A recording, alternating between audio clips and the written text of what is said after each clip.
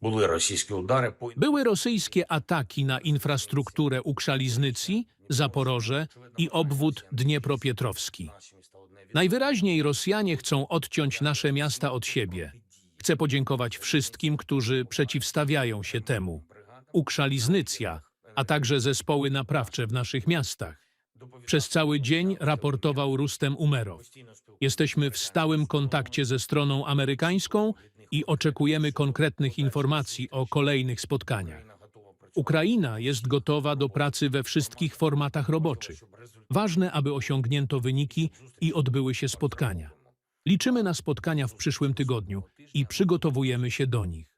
Cokolwiek się wydarzy, nasze pozycje i obrona na froncie są kluczowe dla zachowania Ukrainy, naszej niepodległości i możliwości inwestowania w dyplomację oraz odbudowę życia.